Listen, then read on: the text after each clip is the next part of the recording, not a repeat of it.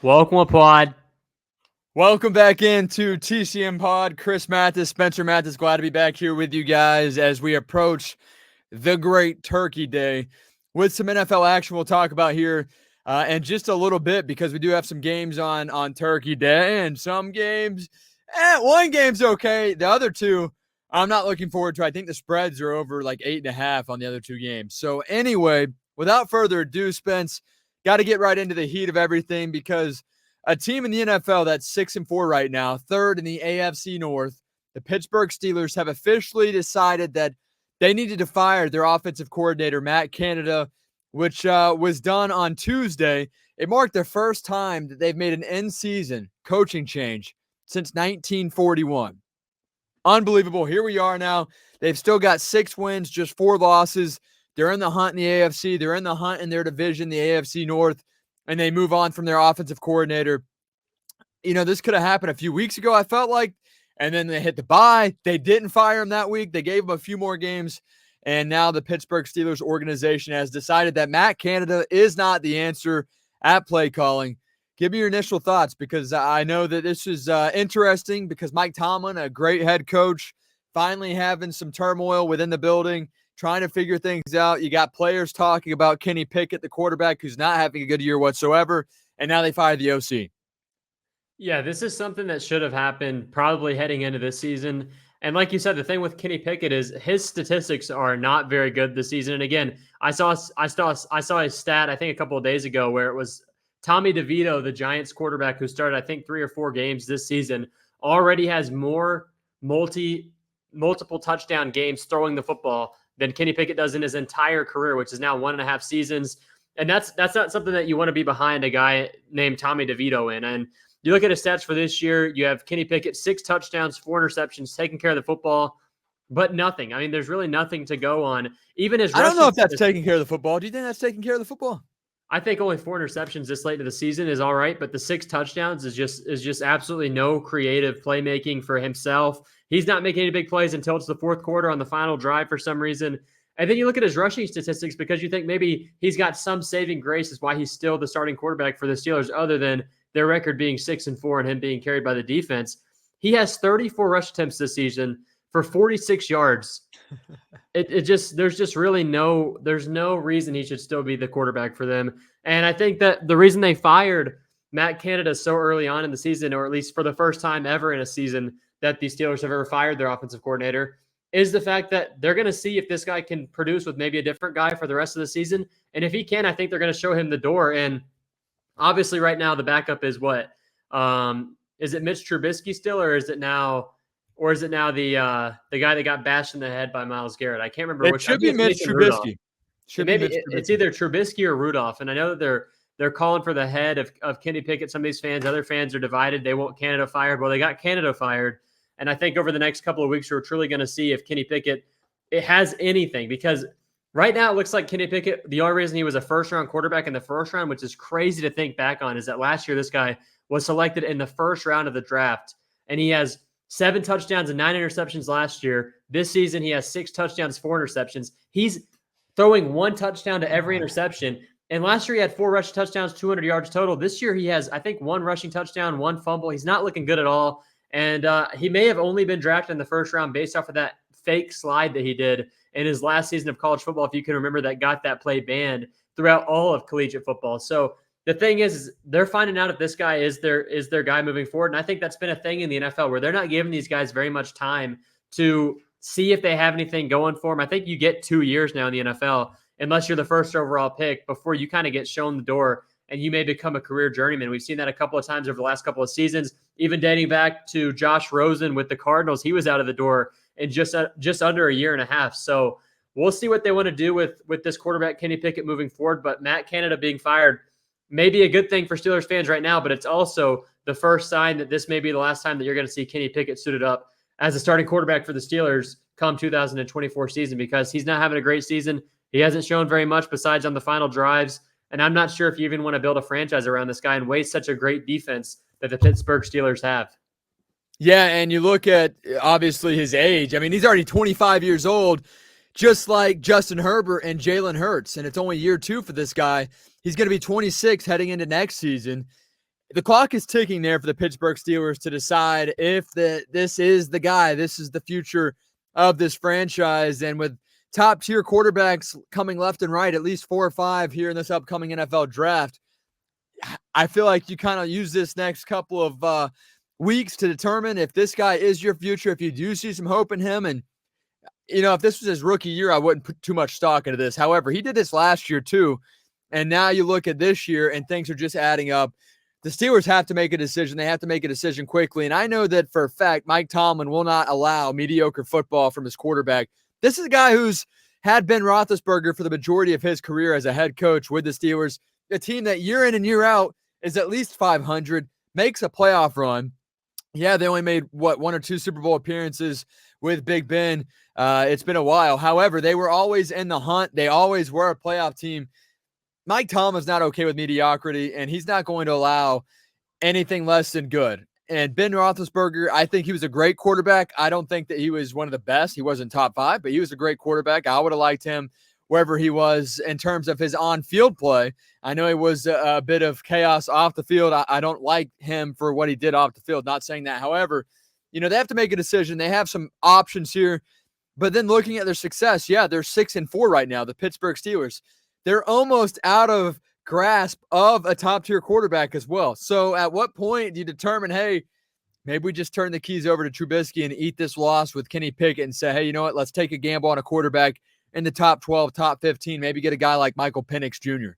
Look, realistically, it may be another year for Kenny Pickett, another year of bad offense for Steelers fans and the next offensive coordinator who will be fired with Kenny Pickett if he gets another season after this year. But it doesn't really matter who your play caller is because you should still be able to make some big plays occasionally. And we see that in New York right now with the New York Jets. They've already benched Zach Wilson, and I think he's having a bit of a better season than what, of course, Kenny Pickett has had this year. Obviously, they're very similar in their stats, but at least you could see a little bit of hope in the style of play that Zach Wilson has. With Kenny Pickett, you see a couple of good plays every probably once a month, and that's basically it with him. And you look at his stats, nothing jumps out at you either. So this guy doesn't have much to go off for himself. And next year, he may still be the quarterback for the Steelers. But if you're the Steelers general manager right now and you're looking at how good that Steelers defense is, you're wasting the prime of TJ Watt. You're wasting the prime of, or the end of the career of Cameron Hayward by not giving him a good offense. And they've been doing this for years because think back, 3 years ago, their quarterback was Roethlisberger, and he was worse than Brady was in his last season. He was god-awful in his last year, and they continue to rock with him. Of course, he's a franchise legend. The Kenny Pickett, he has no ties to Pittsburgh as a Steelers player heading out of this season. So is there really a reason for them to stick with this guy just based off the fact that he's a first-round pick, a late first-round pick at that? I don't think so. And I think if the Steelers are trying to be a contender next season, obviously 6-4, Mike Tomlin, I guess, doesn't care about his quarterback play because if he did, I think we would already seen at least a little bit of a change or some fire lit under the starting quarterback, Kenny Pickett. But if they really want to be a good team in the AFC North next year when Lamar Jackson's in his prime, Joe Burrow is going to be back next year in his prime. You also have the Cleveland Browns and Deshaun Watson. He'll be back and healthy for the first time. But again, he's not very good since his injury, or since he was suspended, I should say, for all the bad things that he did off the field. They may want to look at one of the veteran quarterbacks that are available next season. And I'm not sure who that would be at this time. But if you can remember back to 2019, the playoffs, the Cleveland Browns beat the Pittsburgh Steelers. And I think if Baker Mayfield's not in Tampa next year, he's a starter somewhere else. And I think he fits the moxie of a Mike Tomlin-led team, and he would be very good in Pittsburgh with a great defense behind him. And I think that may be something that they want to look into instead of sticking with Kenny Pickett. Obviously, Mayfield's going to cost a little bit more money, but he's also going to get you better plays. And you've seen it this year with the Bucs. He's not the reason the Bucs are trashed. He's not the reason they're 4-6. They're probably a 5-5, 6-4 team based off of Baker Mayfield's play. But the defense by Todd Bowles has just been so bad. We'll get into that later. But again, Kenny Pickett is going to have a new offensive coordinator. We're finally going to see what this guy is made of heading into week 13 now, is what you said before this podcast started, which is kind of crazy. But week 12, yeah, week 12. Yeah, or week 12. And, I mean, are the Steelers a playoff team? It's going to come down to the play of Kenny Pickett, and that may decide Kenny Pickett's fate in Pittsburgh. Yeah, I think that's a great point. They're looking at a potential quarterback transition for Baker Mayfield this offseason. He does fit the mold of the Pittsburgh Steelers. Blue collar, he's hardworking, he's tough. I'm sure he would love to hand it to the Cleveland Browns too, twice a year. That would be something to fuel this man. This man loves being doubted. He's had a really good year. I just personally don't believe that he is the face of the Buccaneers franchise, because I do think that they're going to have to redecide, re-envision, redesign this team moving forward. Even if they do win the division, I'm not sure that Todd Bowles will be back. And nonetheless, I mean, Baker Mayfield, you're getting a hell of a deal, $4 million this year for Baker. That's an absolute steal. That is highway robbery, as Dad would call it, growing up back in the day. But with that being said, when Baker gets what he feels he deserves, and, based on the quarterback market for his play this year, I don't think the Bucs are willing to cough that up when they have to pay Tristan Wirfs, Antoine Winfield, potentially Mike Evans, just to name a few. So there are going to be question marks at quarterback, and I think that would be interesting. I did see a few years ago that maybe Jameis Winston would be a fit there in Pittsburgh, but I like Baker as a mold even more than Jameis Winston. And I think that would be, why would he not want to try to stick it to the Cleveland Browns twice a year? So that's a great take there. I really like that. And we'll see what you guys think. Again, Spence and Chris Mathis, TCM Pod. Spence coming at you live from his new office there at Young Harris College. Assistant Sports Information Director is his official title at Young Harris College, which is really cool. I'm here at the iHeartRadio studios in Tampa talking sports with you guys, and we continue with what has been topic of conversation with the hip drop tackle and what could be potentially kicked out, banned from the NFL. There's at least talks of it, and where there's smoke, there is fire. And we saw once again a guy by the name of Kareem Jackson get suspended for a hit, this time on quarterback Josh Dobbs. I just don't know when this guy is going to learn, because you look at what he's done over the last, just this year, for instance. I've got a kind of a slate, a timeline of what this guy's been up to. There's Jackson, the safety, laying the hit on Vikings quarterback Josh Dobbs, who's done a phenomenal job this year. But Kareem Jackson was fined week 1, $14,000 for a hit. Week 2, $19,000 for a hit. Week 3, $11,000 for a hit. Week 6, $43,000. Then week 7 got a 4-game suspension. It was appealed, lowered to just 2 games. Week 8, he was suspended. Week 9, he was on a bye week. Week 10 was that 2nd game suspension. He comes back week 11 after a 2-game suspension. Three weeks in a row of not having a game. Week 11 tries to kill Josh Dobbs. If you guys are watching on Spotify and or YouTube, you can see that. He laid out the quarterback. He leveled him. Dobbs fumbled the football. Just the 3rd play of the game. And now he's suspended another 4 games. I don't know when this guy's going to learn a lesson. A lot of people are saying, hey, hip drop tackles need to be banned. I know that's not necessarily the hit here. This is just simply head hunting, laying out the quarterback, hitting high. But at the end of the day, I don't know what all it'll take for this guy to learn a lesson. That's several transactions, several fines, multiple suspensions now. I don't get it. Yeah, and you got to remember the fact that he's a 35-year-old quarterback / safety in his career right now. He's from a different era, and obviously the league is changing at a rapid pace for these defensive backs and safeties, and you see it even in college football. These guys are having to learn the new game over the last couple of years with these ejections and everything. The NFL is a little bit lighter on ejections than college football is, because the targeting penalty in college football is an automatic ejection. This hit, obviously, 5 years ago wouldn't even have been a topic of discussion. Now in the NFL, this is something that we have to look out for, and this is something that they even suspended Kareem Jackson again for 4 more games, which is absolutely insane. In my opinion, I think this is football. I don't think that he even hit Josh Dobbs in the head either. He hit him right below. He hit him right there on the NFL shield. And I understand that the NFL is going in a different direction, but to start targeting players that are 35-year-old at the end of their career, suspending them 4 games, which what could be his last 4 games in the NFL. At 35, I think that's a little bit too far. We're far into the season. Suspended once. What?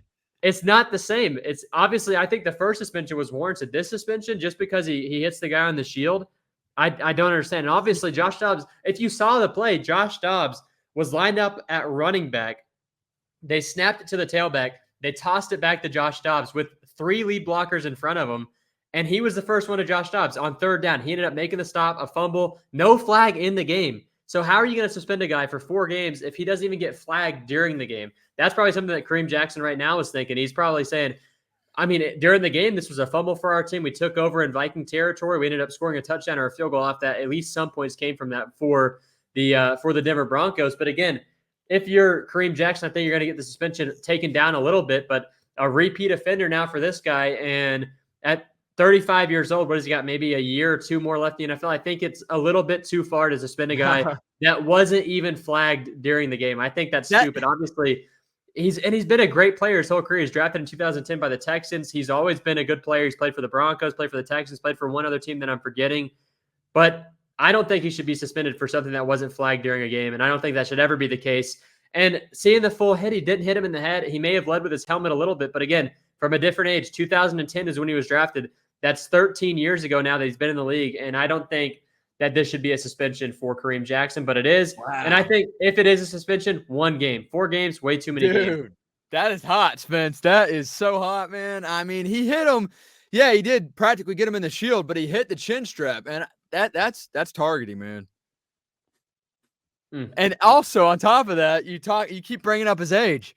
He's a player you're supposed to mold to your environment, especially when you're in a job. Like, no matter what rule changes come about, no matter your age, no matter your experience, has to mold to those changes to fit your job description. And this is how everybody can relate to it. When you're at a job and they say, hey, here's a new rule. We haven't had this for the last 3 years, but if you don't do this, you're going to be fired. He's got to be able to adjust to that. So I think the age thing, yes, it is a new wave of football, a new age of football, but he's in the league, and this is a league that's penalizing these players, that's laying down the wood, if you will, on these hits. He's got to be able to make that adjustment. And if not, he's weaving his way out, just like we saw with the old-time safeties years ago, just like we saw with, I'm blanking on Deshaun Goldson. 49ers, huge hitter, came to Tampa Bay. He obviously didn't do so hot in Tampa, but I think he went to the Texans to round out his career. But at the tail end of his career, he was getting helmet-to-helmet hits left and right and was getting in trouble because he never adjusted his game. You got to hip drop tackle until that becomes illegal, which if that does, the NFL is done. Football is done. It's two-hand touch for real. I have no issue with the hip drop tackle, but I do have an issue with this hit by Kareem. He came off 3 weeks without playing football because of a bye week, 2-game suspension, comes back, 3rd play of the game, didn't learn his lesson. As I told you earlier this week, it's like a kid touching a hot stove. You show him he's going to get burnt. The next day, he goes to touch the hot stove again. You got to learn your lesson. This guy, I mean, after all these suspensions and all these fines, he's not learning. I guess you can't take the dog out of the guy, and that's exactly what the case is here with Jackson. I think that you and I are on different sides of the story here. I think that this is clearly not right for the game of football. And I mean, I hate that the football has came. I'm not in agreement with the way that football is being played today. I hate the way football is being played today, but these are the rules. And if you can't obviously oblige by these rules, you don't deserve to be in the situation you're in, whether you're a guy from the 2010s or a guy just drafted this year, undrafted, whatever you are, you have to be able to adapt and adjust to your environment around you. Yeah, what you see is a 4-game suspension for Kareem Jackson. What I see is a heat-seeking missile on a designed quarterback run, on a toss to the quarterback, which shouldn't be in the playbook in the first place, forcing a fumble, the Denver Broncos taking over, and not one flag thrown on the field. Even after the replay, even after everything, they didn't see anything. They didn't want to call anything. And again, if you want to start enforcing fines or enforcing suspensions for plays that happen in a game, then they need to be able to review plays to call penalties afterwards, because obviously that's going to slow down the game. But if you're not going to throw a flag on the field, how do you suspend a guy for 4 games? I don't care. There's so many referees watching the game.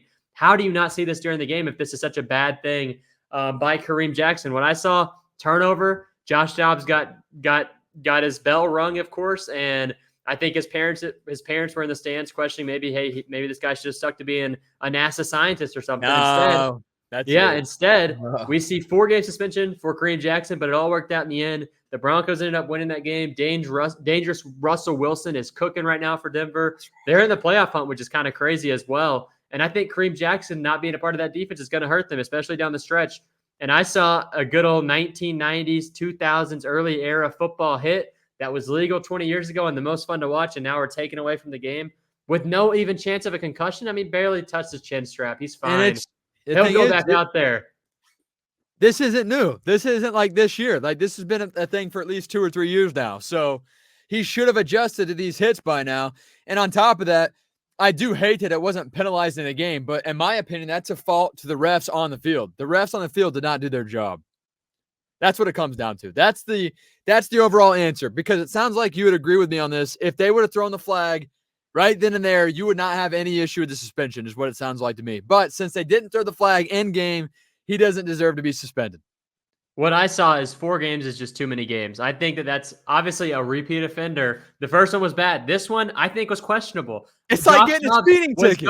Josh Dobbs was lowering down a little bit. Kareem Jackson's a very short guy.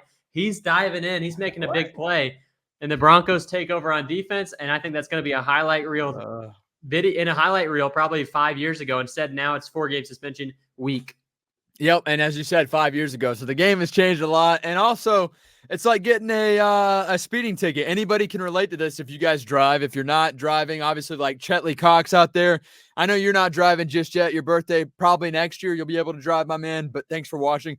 But at the end of the day, Chetley, let's say if you were to get a speeding ticket, the first time's not going to be too crazy. You're probably going to maybe even get a warning. Second time, you're going to get in some serious trouble. And that's a repeat offender. This makes sense to me. It just makes total sense to me. So I guess we'll agree to disagree on this. I know that everybody has their own opinion, and that's why we love talking sports. That's life. Someone's going to agree with you. Someone's going to disagree.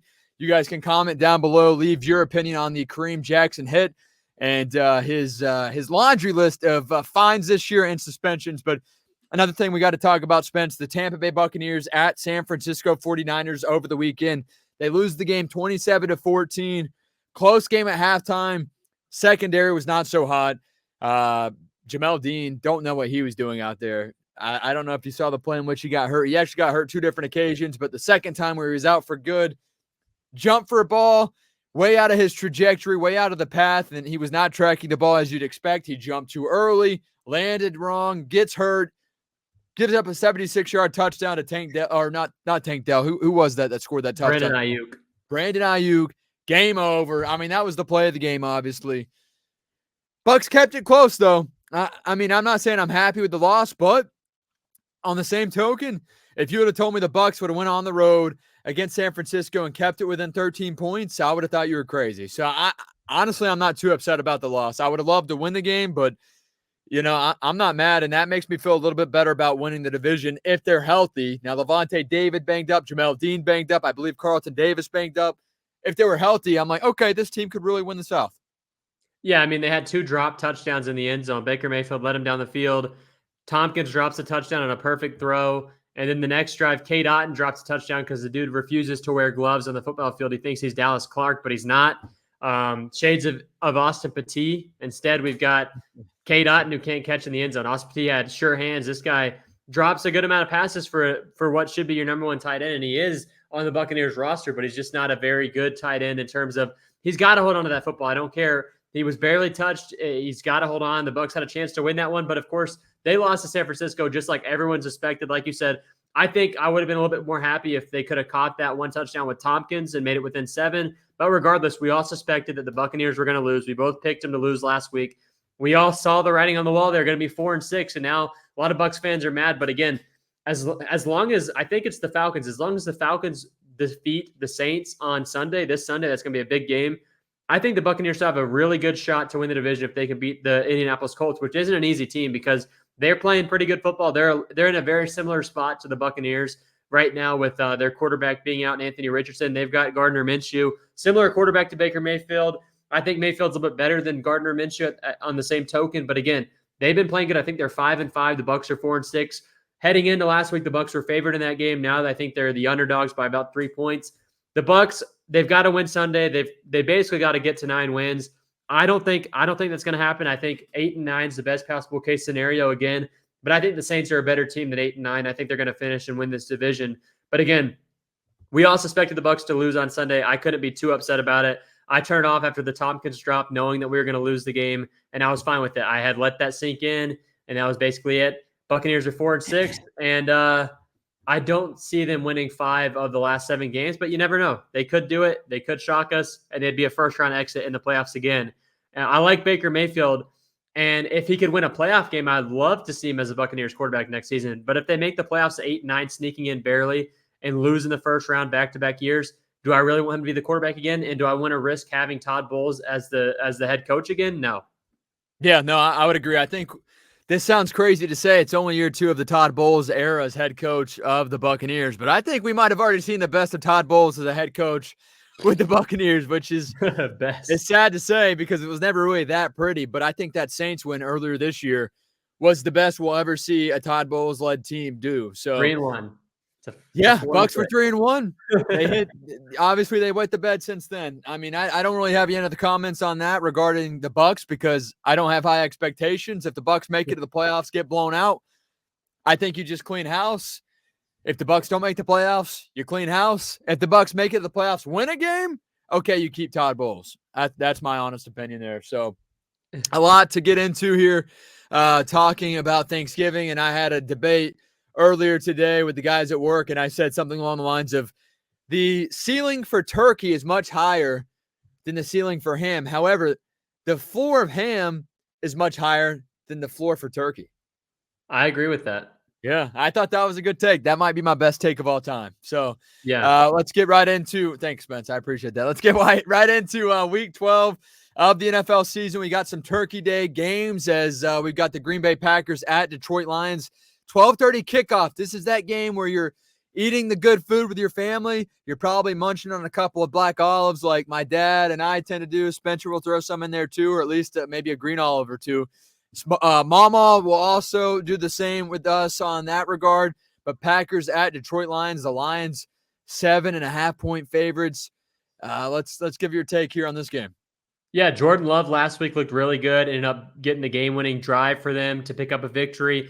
And again, the Detroit Lions were down by 12 points at one point to the Chicago Bears. A lot of people are saying it's going to be a bad game. I think it's going to be a very close game. NFC North, every single year, those at least 2 NFC North teams are in a Thanksgiving game. And this year you've got the Packers, you've got the Lions.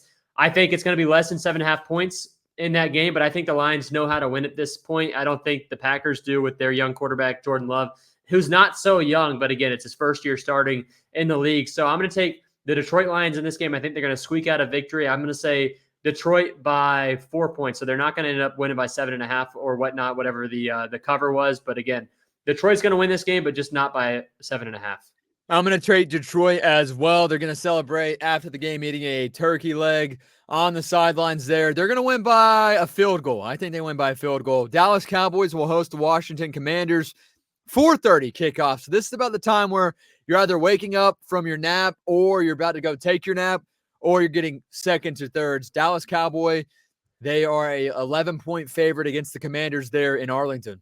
Yeah, the Commanders are a really weird team. It's like 1 week on, 1 week off. Last week they were off, and it starts with their quarterback play, Sam Howell. Of course, he's been sacked so many times. It's tough for a guy like him who is getting under pressure every single play to try and put up a ton of points without the turnovers. And right now he's struggling with that. He struggled with that last week, and he's going to struggle again against that Cowboys defense. Deron Bland, the cornerback that's taken over the spot of Trayvon Diggs after the injury that happened to him in week number 1, he has 4 interceptions returned for touchdowns this year, and we're only through 11 weeks. That's insane. So Bland's a good guy. I think he could return 6 again on Sunday with Sam Howell at quarterback. He's a gunslinging quarterback. He's going to make mistakes, and I think against that Cowboys defensive line that includes Micah Parsons, of course, and then that secondary that the Cowboys have built over the last couple of years.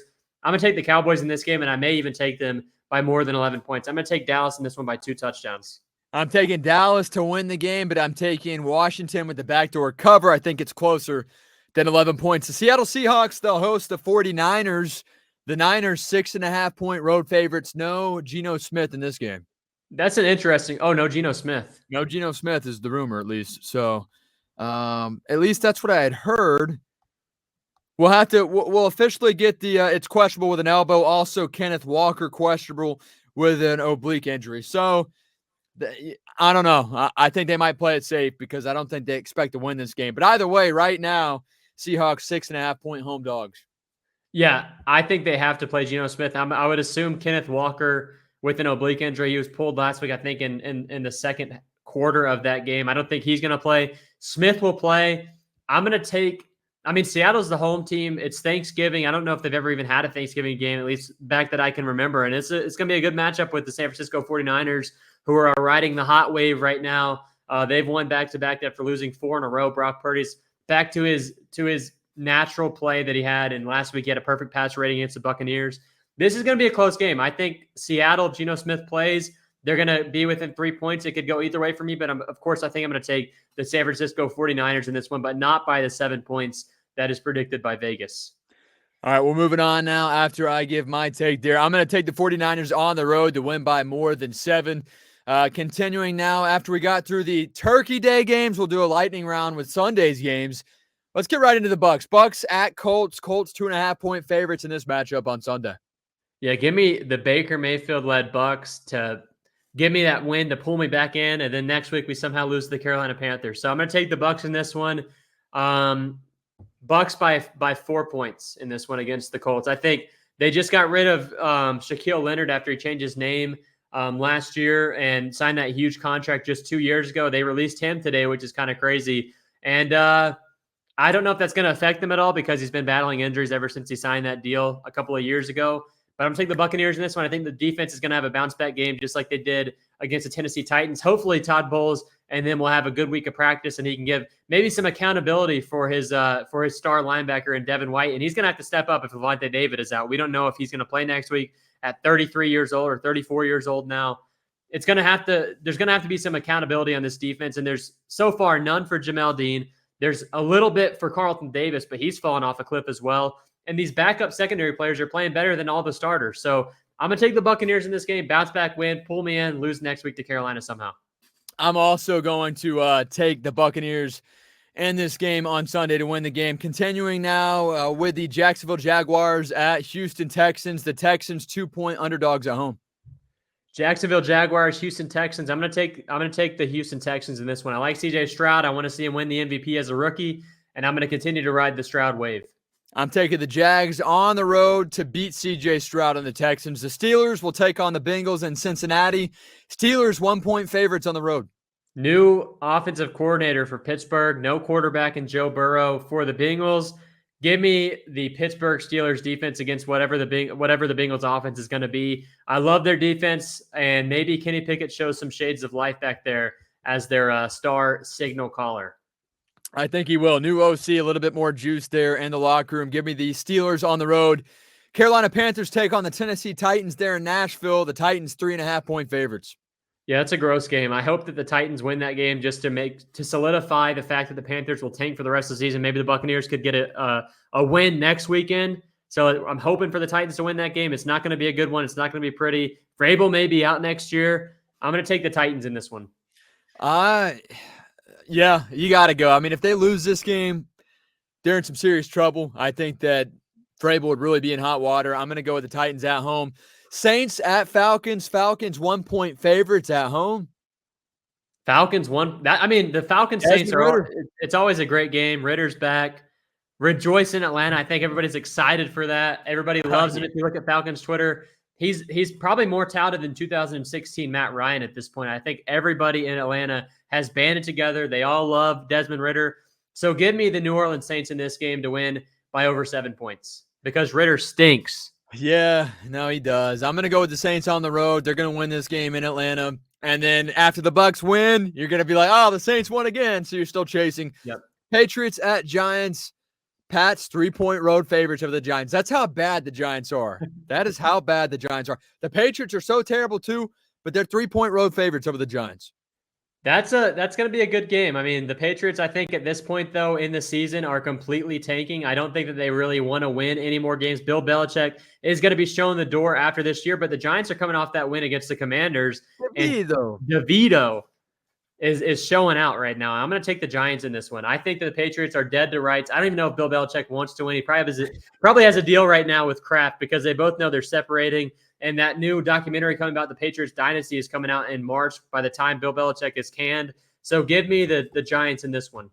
All right, I'm going to take the Patriots on the road. I think they do win. They should win this game. But, hey, I wouldn't be shocked if the Giants win. Browns at Broncos. Broncos 2.5-point favorites. Yeah, Broncos should be favored by more. I'm going to take the Broncos. They're the home team. I like watching Russell Wilson when he's playing good, so I'm happy for him. Happy for the Broncos. Upset that Kareem Jackson has been suspended 4 games. Give me the Broncos in that one by over 2.5. I'm going to take the Broncos to win as well. Rams at Cardinals. Rams 0.5-point favorites on the road, so it's a coin toss. Yeah, give me the Cardinals in that one with Murray back. Yeah, I'm going the same way as well. And with that, of course, with Kyler Murray, got to throw this photo up. An absolute legendary photo of a legendary Call of Duty player who plays quarterback in the NFL. Buffalo Bills at Eagles. The Eagles 3-point favorites over the Bills. Yeah, the Eagles coming off a victory against the Kansas City Chiefs, and that somehow has put Jalen Hurts as the favorite for MVP this year, which is insane. His stats are not anything. That just shows how bad play has been this year, aside from Mahomes, who's having those drop problems for his receivers, and he's definitely not letting any of them come to his Thanksgiving dinner this season. So I'm going to take the Eagles in this one, continue to ride that wave. Yeah, I think that they might drop the turkey if he passes the plate, so that he can't have the receivers over at the house. I'm going to take the Eagles at home to win this game. Chiefs at Raiders. Chiefs 9-point road favorites.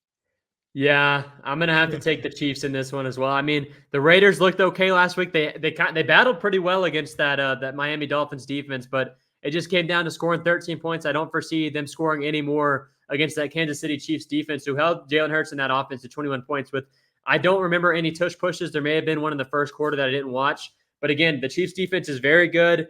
I'm gonna take the Chiefs in that one, and I think Lou likes it if I pick the team that they're playing. So I'm gonna take the Chiefs by more than 9.5. There we go. All right, moving on. After I select the Chiefs as well on the road, we'll do Ravens at Chargers. Ravens 3.5-point favorites over the Chargers. Yeah, Ravens have got to be favored by more than 3.5. I don't care. It's the Chargers. Staley's trash. Justin Herbert right now is a what-if quarterback, and next year, if he gets Bill Belichick, we're actually going to see if he is a star quarterback in the league. Right now, I think he's at that fringe level with Josh Allen, who's fallen so far down this year. I'm going to take the Chargers to lose in this game to the Ravens by over 3.5. I think 3.5 is way too close of a spread. I do too. I'm going to go with the Ravens on the road to win this game. Monday Night Football now. This could be the game of the week. Almost better than last week's Super Bowl rematch. You've got the Chicago Bears. The Bears taking on the Vikings, led by Josh Dobbs. This would be astronomical. I wish I could make it a astronautical type comment there, but here we go. We got the Vikings 3.5-point favorites at home. Yeah, back-to-back primetime games for the Minnesota Vikings. I think Josh Dobbs is a quarterback where if you suffer that one loss as a team, I think that may just knock you off the high horse that you're on. So obviously the Bears had a good game last week. Justin Fields looked pretty decent against the Detroit Lions. They were up by 12 at one point, ended up squandering that loss. I think it's going to be another close game. I'm going to take the Vikings just because I think that I'm taking the Bears in this one because obviously a lot of people are thinking that the Bears are trying to tank this season. But is it a smart move for them to go away from Justin Fields so quickly with the head coach and the offensive coordinator that he's had in his career so far? I don't think so. Give me the Bears in this one. I think that the Pasternaut is going to be knocked off his horse after getting rattled by Kareem Jackson last week. Yeah, I'm going to take the Bears too. Believe it or not, I'm taking the Bears on the road. So that wraps up this edition of the podcast. We do appreciate it. We will be back next week after the holiday. Happy Thanksgiving. Enjoy your meal with the family, friends, whatnot. And if you're having to work all day, that's cool too. Make your money. We appreciate you guys. Thank you.